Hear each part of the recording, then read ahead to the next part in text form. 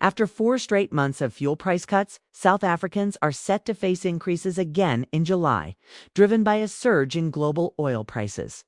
According to month-end data from the Central Energy Fund, petrol prices are expected to rise by around 50 cents per liter for 93 unleaded and 53 cents for 95 unleaded. Diesel is projected to increase by 82 cents to 84 cents per liter. As a result, the price of 95 unleaded petrol is likely to climb to approximately R21.09 per liter at the coast and R21.88 inland. For 93 unleaded, motorists can expect to pay around R21.74. Diesel is forecast to cost about R18.65 at the coast and R19.41 inland. These figures are based on unaudited data, and the Department of Mineral Resources and Energy will confirm the final adjustments later this week. The increase stems from a jump in international oil prices, with Brent crude fluctuating between $62.90 and $75.40. Prices spiked following attacks on Iran's nuclear sites by Israel and the U.S., though they later eased to around $66 after a ceasefire was declared. Brent crude averaged $63.95 during the previous review period.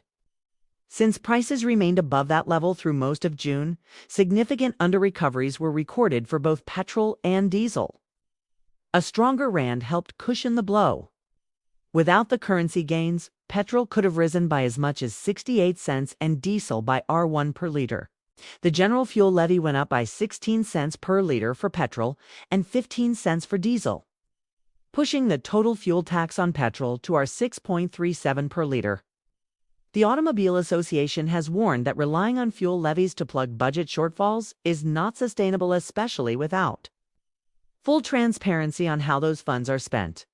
The Automobile Association has warned that relying on fuel levies to plug budget shortfalls is not sustainable, especially without full transparency on how those funds are spent. The Automobile Association has warned that relying on fuel levies to plug budget shortfalls is not sustainable, especially without full transparency on how those funds are spent.